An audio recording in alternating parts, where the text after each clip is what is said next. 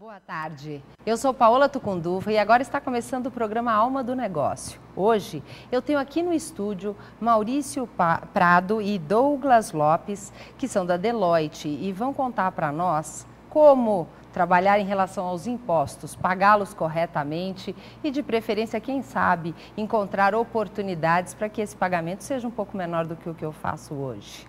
Para falar sobre isso, então, eu convidei, quero agradecer a presença de vocês aqui no estúdio, muito obrigada. Aproveitem, eles estão ao vivo, é uma grande oportunidade para você tirar suas dúvidas sobre esse assunto. Então, se você tiver perguntas, aí embaixo da tela você tem lá um botão que está escrito envie e-mail. Você clica ali, manda a sua pergunta, dúvida ou comentário, que eu vou receber aqui e eles respondem ao vivo durante o programa. Então, eu vou conversar com Maurício Prado, que é sócio em consultoria tributária na Deloitte, atua nas práticas de consultoria fiscal voltada para áreas de impostos e tributação internacional. Ele também é professor de planejamento tributário no INSPER IBMEC em São Paulo.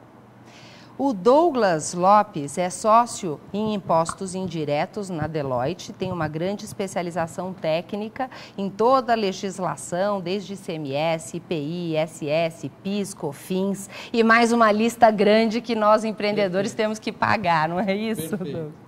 Então, para começar, eu gostaria de pedir para vocês nos ajudarem a entender esta lista de impostos aí que nós precisamos pagar. Ok. Boa tarde. Imposto no Brasil é sempre um tema muito polêmico, né? A gente tem uma noção geral de que a carga tributária brasileira é uma carga tributária alta, que o sistema tributário é muito complexo, muito oneroso para as empresas e para as pessoas físicas também. Mas muitas vezes esse conhecimento nosso é um conhecimento um pouco empírico, a gente não consegue medir necessariamente qual é esse efeito dos tributos para o Brasil. E você sabe até, Maurício, que talvez pelo receio e por saber que é tão complexo, eu acabo ficando com medo de entender e estudar esse assunto melhor. Isso talvez deva até custar muito para as empresas, não é? Com certeza, isso custa muito para as empresas e demanda muito tempo e não necessariamente você tem soluções corretas. Mas o que é importante dizer em termos de tributação no Brasil é que o Brasil tem uma carga tributária comparável com a carga tributária dos países mais desenvolvidos do mundo. Ou seja, ele também não é o país que mais tributa tudo, mas é um país com alta carga tributária. A gente tem mais ou menos 35% do PIB correspondendo a impostos, e países desenvolvidos da Europa a gente tem 40% mais ou menos. Okay. Mas a questão da tributação no Brasil é o retorno que a gente tem daquele tributo que a gente paga. Quer dizer que a gente já paga praticamente como gente grande, o duro é que os nossos serviços, o que a gente recebe em contribuição, está muito longe do que os países desenvolvidos recebem. Eu acho que talvez seja por isso que a gente tem um sentimento em relação ao imposto de que ele é muito alto. É verdade. E aí, então, em relação aos impostos, vamos falar um pouco, Douglas, sobre quais são esses impostos, quando que eu tenho que pagar ISS, quando que eu tenho que pagar ICMS e por que eles existem e por que falam tanto dos impostos em cascata, né, que eles se repetem e o impacto disso. Perfeito. Boa tarde a todos, boa tarde aos amigos internautas, boa tarde, Paola. Boa tarde. Quando a gente fala de tributo, a tributação no Brasil, o tributo indireto, é todo aquele tributo que faz parte da composição do preço de uma determinada mercadoria, de uma prestação de serviço. Então, todos nós, no nosso dia a dia, independentemente de ser um contribuinte, uma empresa, um empresário, todas as pessoas, todos nós pagamos os tributos indiretos. Um exemplo fácil de todos entenderem por exemplo, o ICMS, que hoje é o principal tributo brasileiro. Ele tem a sua incidência sobre a circulação de mercadoria. Circulei com a mercadoria, eu tenho o faturador e tenho que pagar o imposto. Não tem como ser diferente. Esse imposto ele faz parte do preço de qualquer mercadoria que que vai ser adquirida, que vai ser consumida. Então, o tributo indireto, até pela sua característica, ele sempre compõe o preço de determinadas mercadorias ou serviços. Não tem como eu fugir, eu tenho que pagar. Todos nós pagamos no nosso dia a dia. Então quer dizer que no momento em que eu compro uma caneta, ali dentro já está embutido o ICMS. Não, é importante lembrar, não só o ICMS, porque se a gente está falando de uma carga tributária elevada, temos que lembrar que temos sobre essa caneta o imposto sobre produtos industrializados, que é sempre incidente sobre o fato gerador da indústria, temos o imposto sobre a circulação de mercadoria e mais as contribuições federais, as que contribuições, é o PIS e o COFINS. O PIS e o COFINS, que são tributos indiretos que compõem o preço de uma determinada mercadoria. Qualquer produto que eu compre, no mínimo eu tenho essa tributação. Perfeito. E todos eles são uma porcentagem no preço da venda, não é isso? Perfeito, perfeito.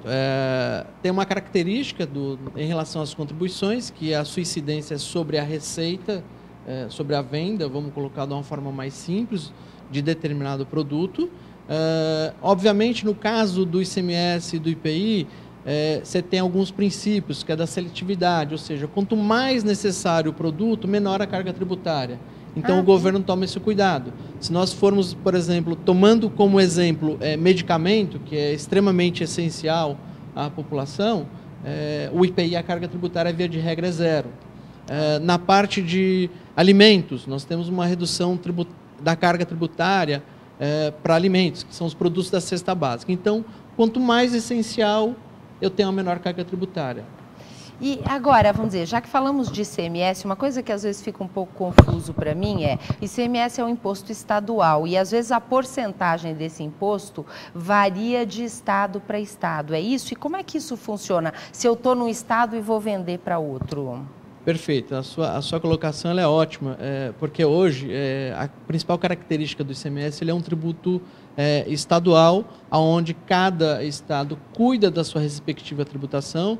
Nós temos uma legislação que é a nossa Constituição, mas cada estado acaba legislando a seu favor.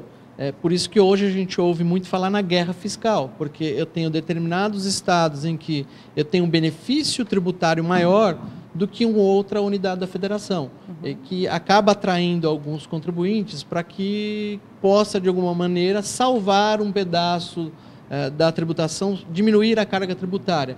Mas, assim, a tributação específica do ICMS tem a principal característica de ser um tributo estadual, mas alguns estados concedem incentivos tidos como fiscais, no entanto, são incentivos financeiros, para que atraia o contribuinte, ou grande contribuinte, para que fique lá estabelecido, porque indiretamente você traz números importantes para a economia, geração de emprego. Então, via de regra, os estados acabam concedendo esses incentivos. Agora, então vamos dizer, se eu estou instalando a minha empresa, escolher algum estado que ofereça algum incentivo, isso efetivamente funciona e pode me trazer alguma vantagem econômica no meu negócio? Nós temos que avaliar com muito cuidado.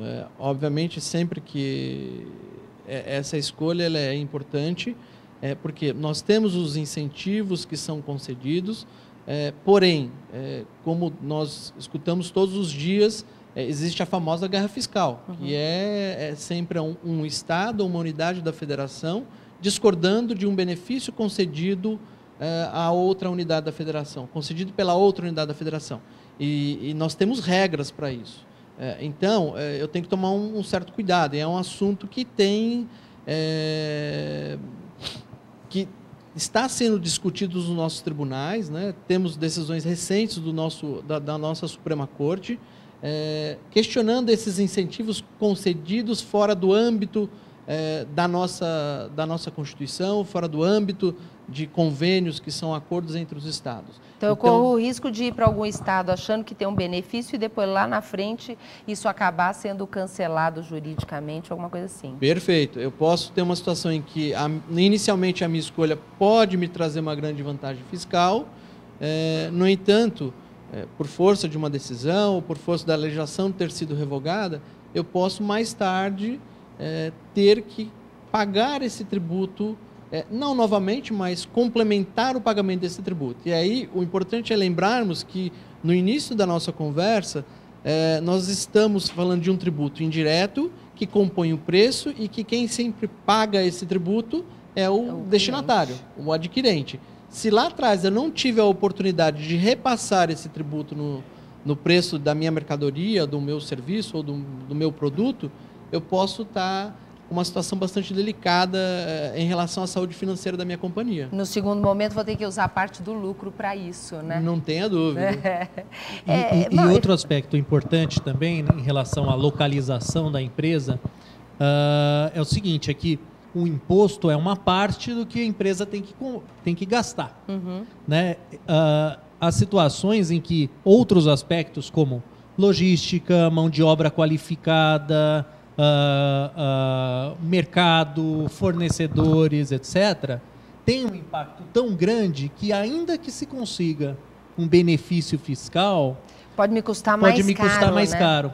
Quer dizer, no final da linha, uma coisa compensa a outra e aquele benefício não é tão bom assim. Vantajoso, interessante. Eu acho que a mensagem, Paulo, se me permite um comentário adicional, Maurício, eu tenho que planejar.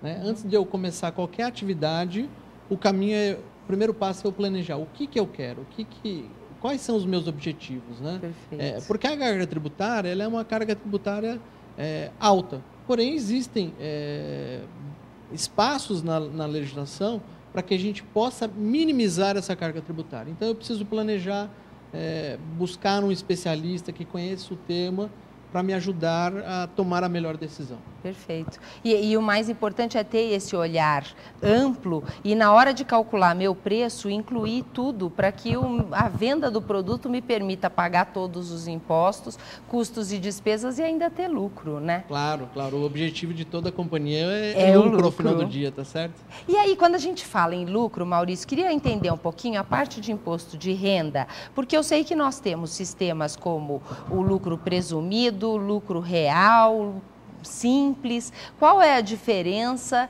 e como fazer uma escolha adequada entre esses sistemas? Perfeito. Esses sistemas, na verdade, eles se substituem. Toda empresa que fatura menos do que 48 milhões por ano pode optar pelo lucro presumido. Então, esse é um primeiro corte. Quem fatura mais do que esse valor, obrigatoriamente é tributado pelo lucro real. E o lucro real simplesmente é a aplicação das alíquotas do imposto de renda e da contribuição social sobre o lucro contábil. Receita menos custo, menos despesa, cheguei no meu resultado, essa acaba sendo, grosso modo, a base tributável do lucro real.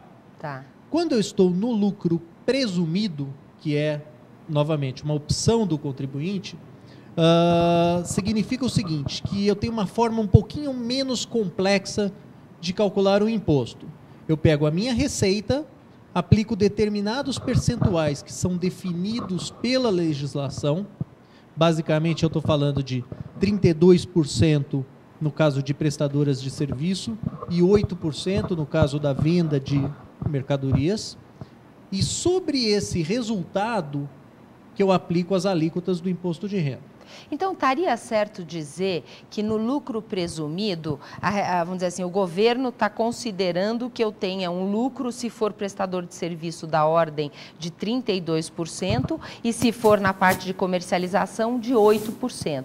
Então, isso é até um número bom para eu comparar se, de fato, este é o meu lucro e aí poder avaliar se vale a pena escolher. Sem dúvida, exatamente isso. Se eu sou uma prestadora de serviços, eu cumpro aquele requisito de poder optar pelo lucro presumido. No entanto, a minha margem de lucro é 10%, significa que se eu for para o lucro presumido, eu vou pagar muito mais. Então, é melhor optar pelo lucro real. E se do contrário, essa margem é 50%, significa que a margem definida pelo presumido, que é 32%, é menor, ou seja, é uma vantagem optar pelo presumido. Aqui a gente tem que tomar cuidado para não cair numa das grandes tentações do lucro presumido, que é uma certa simplicidade. Aquela história de que, bom, o lucro presumido é mais fácil de apurar, não tem tantas obrigações, então vou calcular pelo presumido. E quando nós vamos para a prática, realmente a operacionalidade do presumido é mais tranquila. mas muitas vezes a empresa está jogando dinheiro fora. E vamos dizer, até em termos de contabilidade, a contabilidade do lucro presumido, ela é mais simples? Ela é relativamente mais simples. Logicamente que hoje a contabilidade no Brasil é algo também complexo. Nós temos normas contábeis não muito claras, no período de transição de regras antigas para regras internacionais de contabilidade, mas certamente a empresa que está no lucro presumido, ela pode ter um detalhamento de despesas, de custos um pouco menor do que uma empresa do lucro real. Então, é importante até você que está nos ouvindo, cuidado, porque o seu contador eventualmente pode querer te influenciar o que é mais fácil para ele e nem sempre é o melhor para você. Então, é importante, ao escolher um contador, fazer uma boa avaliação e conte com o seu bom contador como um grande apoiador e até consultor, não é mesmo, Douglas? Perfeito, Paula. Só acrescentando, complementando o que o Maurício acabou de colocar, essa definição entre lucro real e lucro presumido, ela é importante também para as contribuições para o PIS e para a COFINS. Porque se eu adoto um regime de tributação pelo lucro real, a minha tributação, para efeito das tributações de PIS e COFINS, ela é pelo regime não cumulativo. O que é um regime não cumulativo? Nas minhas aquisições, certas aquisições definidas de acordo com a legislação, eu tenho créditos a serem apropriados e sobre a minha receita eu calculo débito. Sobre a diferença eu calculo, via de regra, 9,25. Esse é o tributo que eu deveria arrecadar. No caso da empresa optante pelo lucro presumido, você tem um regime mais simplificado, que é o regime cumulativo.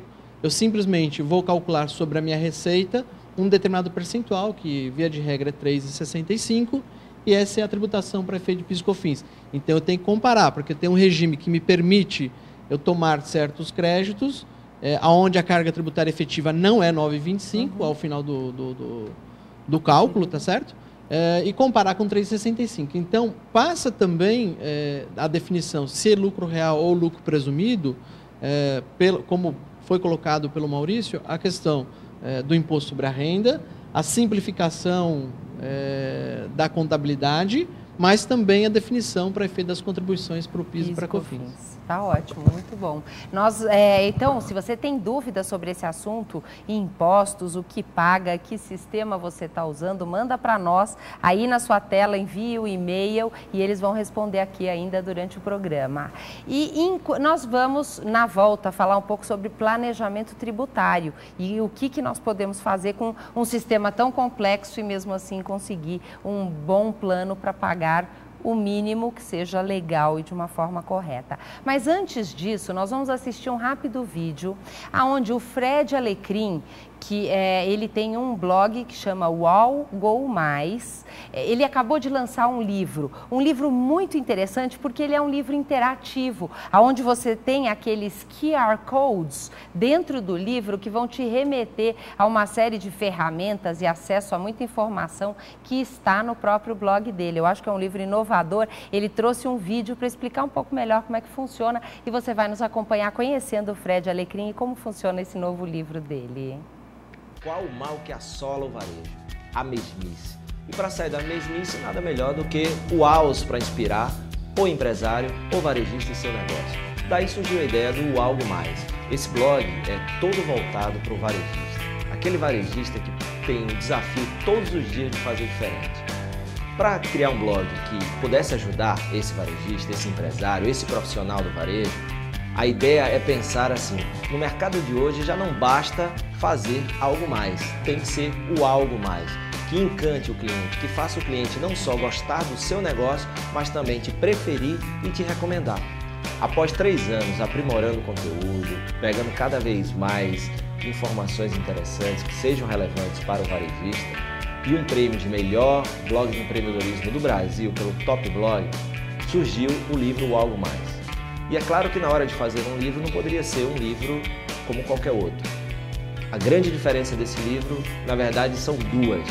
Ele é o primeiro livro on e off do varejo brasileiro, Então, você tem um livro físico na mão, mas ele a todo momento, você com seu smartphone, através da webcam do seu computador, ou ainda no seu iPad ou no seu tablet, você é conduzido através de QR Codes para materiais extras que estão no blog, filmes, vídeos e outras matérias e artigos.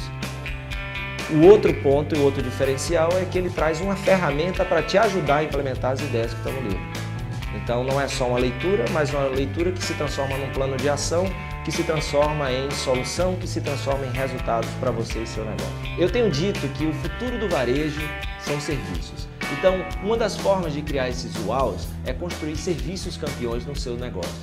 A nossa forma, da ponto de referência, de criar serviços campeões no negócio são 5 drives.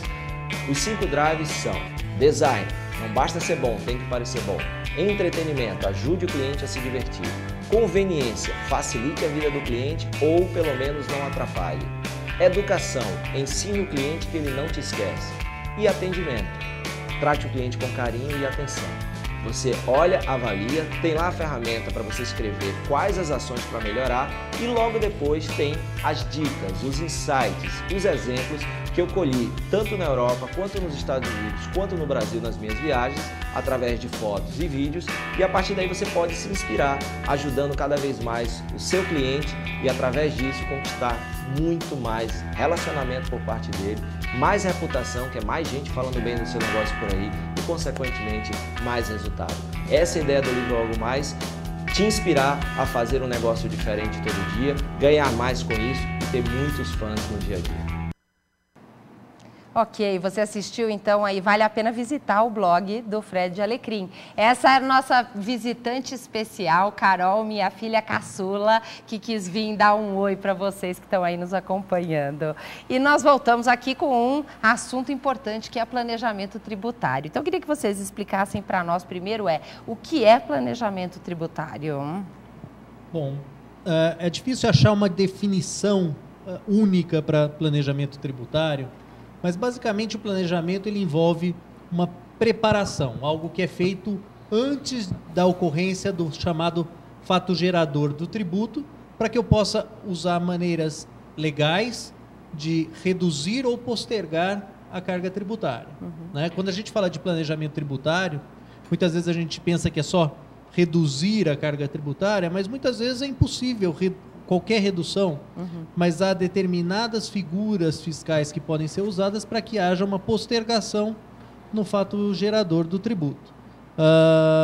Planejamento tributário hoje ele migra de um conceito que era muito técnico no passado para um conceito hoje muito relacionado à definição de onde eu vou montar minha empresa, da definição do tipo de tributação, se lucro real, lucro presumido, se a empresa vai ser uma optante do Simples, que é uma outra forma de pagamento de imposto em que um percentual só acaba cobrindo a maioria dos tributos e contribuições.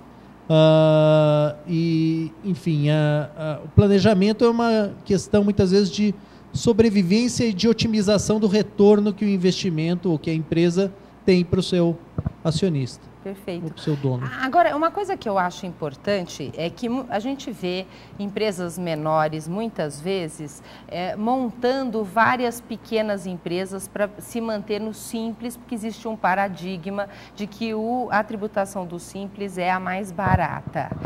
Qual é o custo disso e como isso é considerado um planejamento tributário? Olha, Paula, quando a gente vai na linha da tributação do Simples, pelo próprio nome, é uma tributação simplificada, concentrada, né? É importante lembrarmos que a opção pelo Simples ele tem um aspecto também relacionado aos encargos sobre a folha de pagamento, o INSS, que também não podemos esquecer que hoje é o que mais incomoda o empresário brasileiro, porque nós temos uma carga tributária sobre a folha altíssima, né? E a opção pelo Simples me traz uma opção mais simplificada, que é simplesmente a contribuição só por parte do empregado, não tem a contribuição por parte do empregador, né? Mas o fato de optar pelo Simples, eu tenho que tomar alguns cuidados, né? A legislação ela elenca determinadas atividades em que eu posso exercer essa opção pelo Simples, Mas eu também não posso ter um abuso de forma, ou seja, eu tenho que ter algo que seja razoável. Eu não posso simplesmente, para que eu possa... porque no Simples nós temos limites para que eu permaneça lá. Eu não posso simplesmente, olha, vou atingir o limite, agora eu vou constituir uma nova empresa, amanhã eu estou perto desse outro limite, constituo uma outra nova empresa, simplesmente para que eu continue no Simples e ter uma carga tributária mais simplificada. Isso é sinônimo de risco no futuro. E até porque, em termos de legislação, vamos dizer, se eu sou sócio de várias empresas do Simples, para saber se eu posso ou não ficar no Simples, a Receita vai somar o faturamento de todas essas. E lá na frente eu posso receber uma cartinha me notificando, não é? Exatamente. Uma das vedações para a opção no Simples é justamente essa. Se o mesmo proprietário de uma das empresas tem outras empresas também, eu devo somar todas as receitas e se a soma ultrapassar 2.400.000, que é hoje o limite anual para enquadramento do Simples, significa que ele não poderia ter feito a opção, e aí a opção em todas as empresas que ele tem é uma opção inválida.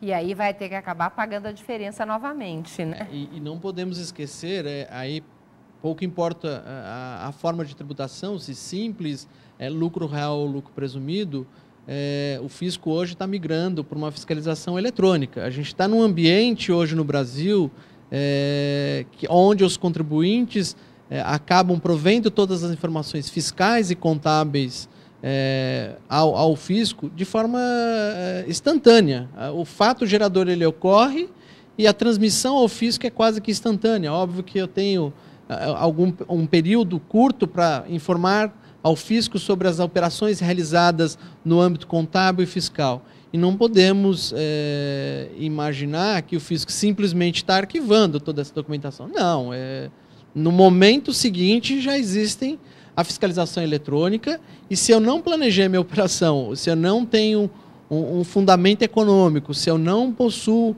uma base legal que suporte a minha operação, certamente eu vou ser autuado, vou ser visitado, aquela visita indesejada do fiscal na companhia e atendê-lo. E eu acho importante você que está nos acompanhando lembrar que com todo esse controle, inclusive eles fazem cruzamentos, como por exemplo a sua receita de cartão de crédito, essa já é conhecida pela Receita Federal, pelo governo, pela Fazenda, e eles vão cruzar isso em relação ao faturamento que você declara. Então, se seu faturamento não estiver compatível com o volume que você recebe de cartão, é um sinalizador que vai chamar uma fiscalização, né? O que quem milita nessa área na área tributária hoje diz é o seguinte: aquela coisa de contarmos com a sorte, né?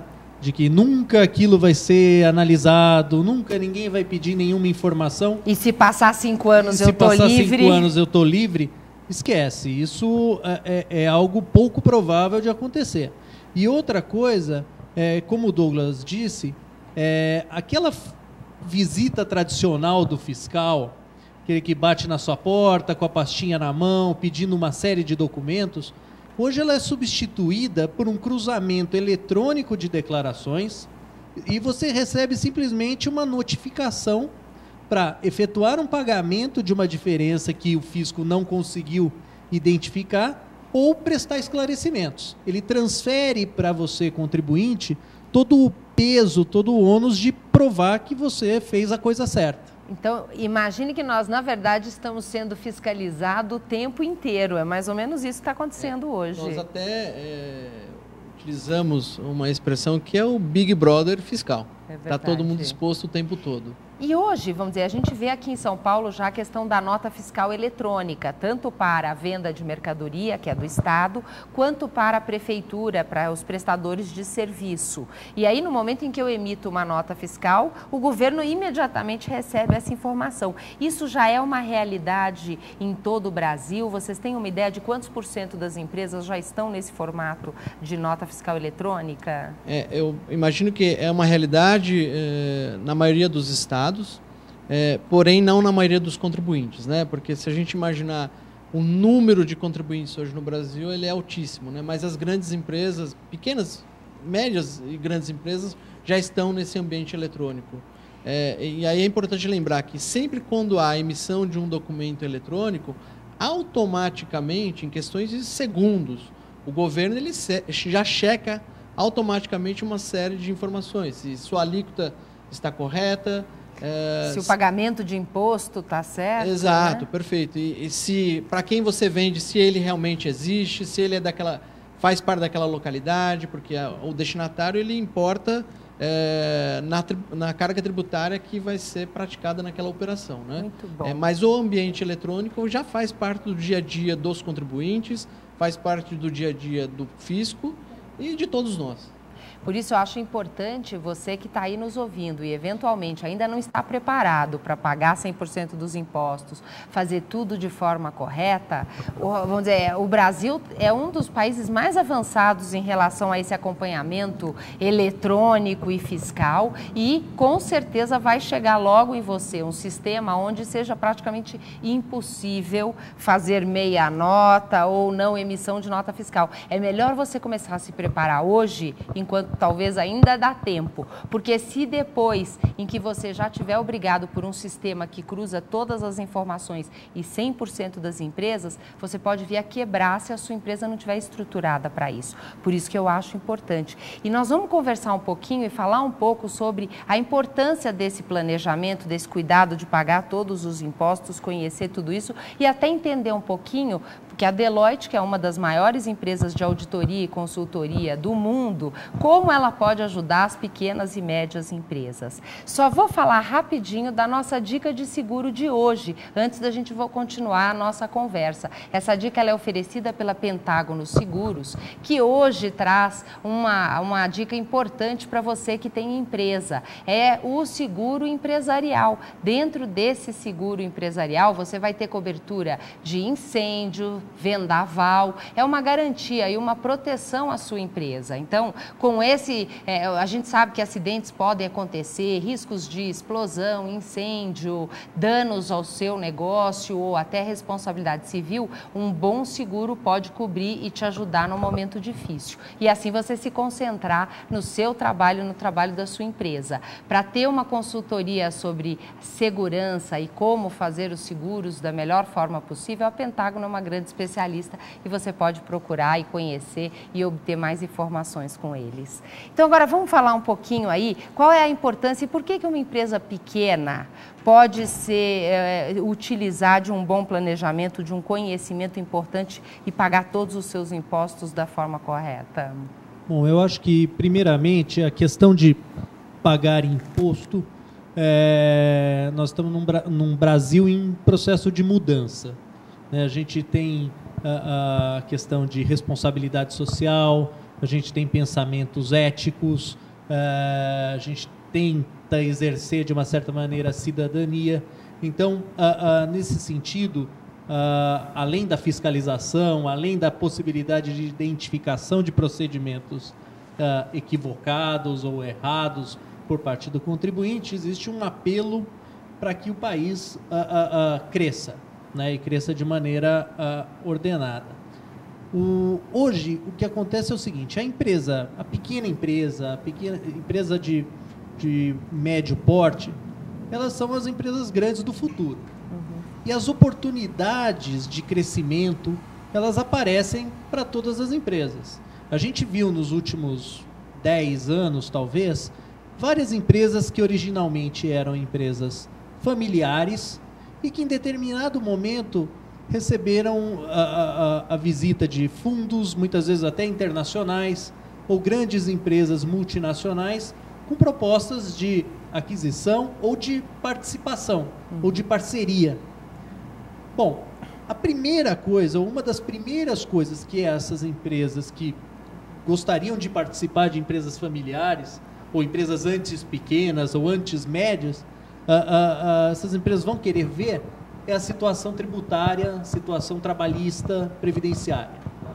E muitas vezes o risco tomado em determinada circunstância, ele se converte em algo que vai desvalorizar a empresa. Então, ou em termos de negociação, ou em termos até de imagem. Então, seguir a correta norma de tributação, e para isso, novamente, não é uma questão de jogar dinheiro fora, e sim planejar suas operações para pagar o necessário, porém, dentro do necessário e dentro do possível, ter um retorno maior, isso é fundamental. Muito importante. E até lembrando, né, Douglas, eu tive essa semana no lançamento do livro Startup Brasil, do Pedro Melo, onde ele conta 10 histórias de empreendedores, como o Romero Rodrigues, da Buscapé, da Localweb e outras empresas que começaram muito pequenas, algumas há 10 anos atrás, e hoje são grandes grupos, alguns até recebendo dinheiro internacional. Isso é tão importante. Você, inclusive, que quiser conhecer um pouquinho de cada uma dessas histórias, acompanhe o programa Alma do Negócio do dia 4 de agosto e você vai ter a oportunidade de conhecer esse lançamento e todos esses empreendedores que estiveram lá. E então, vamos dizer, complementando, Douglas, em relação a essa importância e como a Deloitte pode ajudar as pequenas e médias empresas. Eu costumo dizer aos meus clientes em palestras que o pequeno de hoje é o médio de amanhã e o médio é o grande do dia seguinte. Então, o fundamental é sempre eu planejar o que fazer em termos de negócio, buscar a carga tributária, como o Maurício colocou, que seja uma carga tributária justa, buscar as oportunidades que eu tenho dentro da legislação.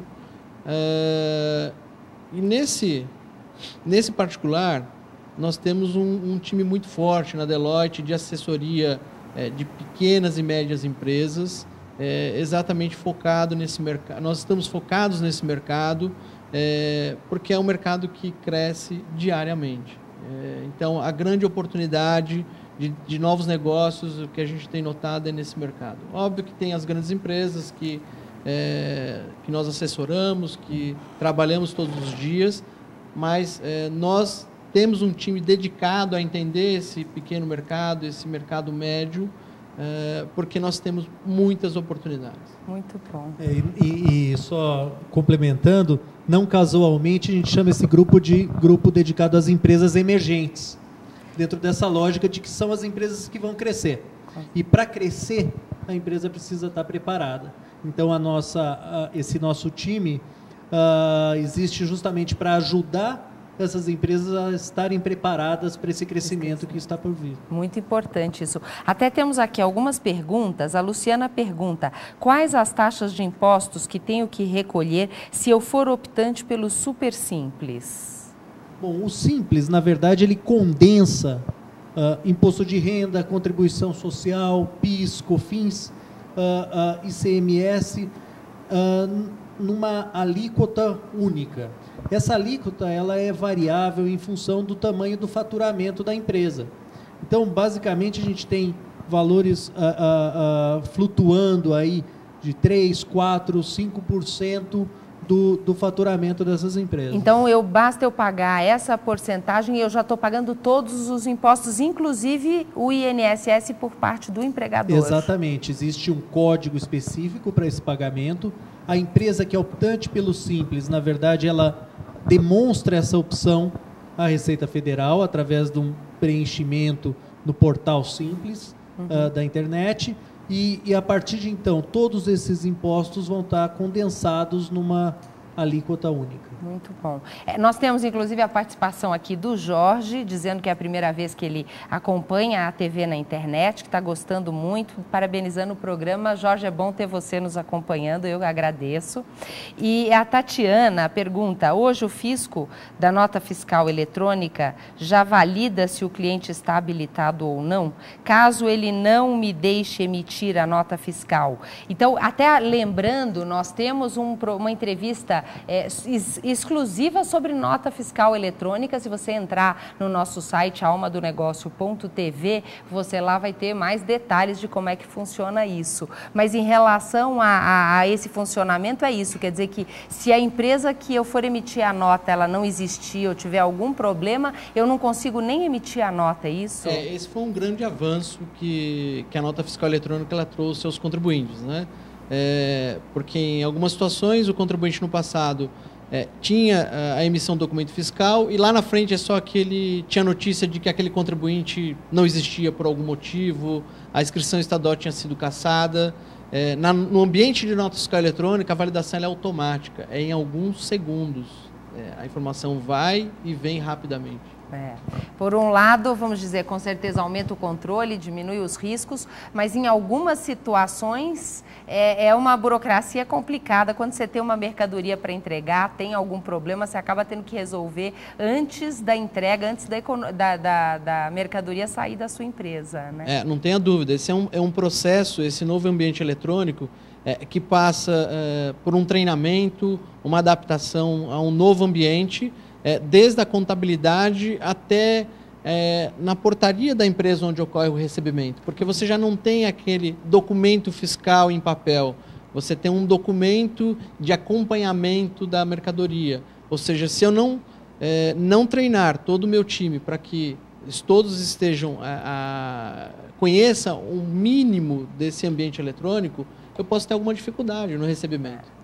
Por isso que eu acho importante as empresas estarem preparadas, porque o Brasil está mudando muito rápido, né? Eu acho, Paula, que nessa linha a gente tem uma questão que, além do custo tributário, que é o custo de pagar o imposto, existe um custo administrativo, que é justamente esse de treinar pessoas, aparelhar as empresas, ter um ambiente tecnológico que permita seguir toda a legislação, que é algo que onera o empresário.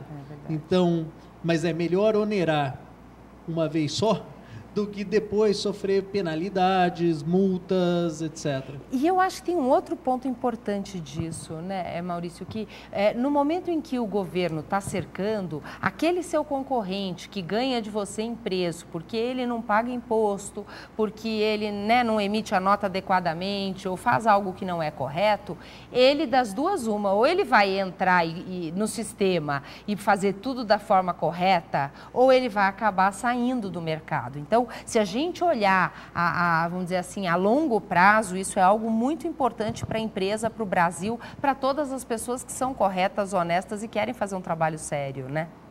Sem dúvida, acho que é esse o caminho mesmo. O momento de transição é o mais complicado, porque você tem aquele contribuinte que já entrou no procedimento correto, que já está pagando o imposto e, ao mesmo tempo, ele está concorrendo com quem não está. Mas no médio e longo prazos, todo mundo estará sujeito a exatamente as mesmas coisas. E aí valerá a pena buscar eficiência na prestação de serviços, na produção, na venda, como forma de se destacar em relação à concorrência. Com certeza. Nosso tempo passa muito rápido, já estamos acabando. Eu agradeço muito aí a participação de vocês, foi muito bom estar aqui. O programa Alma do Negócio está aí à disposição e eu tenho certeza que a Deloitte pode contribuir muito com você que está nos assistindo e vale a pena conhecer o site deles, entender um pouco melhor, porque eles têm boas ofertas para nós das pequenas e médias empresas e nós temos que aproveitar porque um dia seremos grande e então queremos entrar dentro dessa filosofia de trabalho desde o início. Muito bem, acho que é essa mensagem mesmo da parte da Deloitte. Estamos à disposição para ajudá-los, não só na área tributária, como em outros aspectos relacionados à atividade empresarial no Brasil. E foi um prazer participar do programa aqui com vocês. Muito obrigado. Eu também agradeço muito. Também foi um prazer estar aqui com vocês. Estamos à disposição para uma nova oportunidade. Com certeza, acho muito importante porque, olha, a pessoal da Deloitte, eles têm desde auditoria, consultoria, a parte de todas as áreas, eles têm conhecimentos de estratégia, de planejamento, então vale a pena, você precisa realmente conhecer um pouco mais e entender que isso está acessível para você também. Muito obrigada. Nosso programa hoje fica por aqui, um agradecimento especial à Lia Cabeleireiros, que está aí, a Zélia caprichando sempre no meu cabelo, a Celi, a Nani na maquiagem. Fica ali em Pinheiros, você quer um ambiente acolhedor, faz uma visita, vale a pena. Agradeço também a Iorani, que já está agora, olha, ainda tem algumas coisas em relação às peças de inverno, mas o verão já está chegando. Então, se você quer conhecer a coleção de inverno, entra no site e aproveite as liquidações que estão nas lojas do Brasil todo, porque logo, logo já vem coleção de verão. E agradeço também a Q Design, Design, uma agência de branding responsável pelo nosso logotipo do Alma do Negócio e pelo nosso site almadonegócio.tv. Na semana que vem, nós vamos falar sobre teatro de reprise. Você já ouviu falar? Playback Theater, algo inovador que está sendo muito utilizado em treinamento nas empresas, e vocês vão conhecer e entender como funciona aqui no programa Alma do Negócio, na quinta-feira às 4 da tarde. Eu espero vocês. Muito obrigada e tenham uma ótima tarde, um bom fim de semana.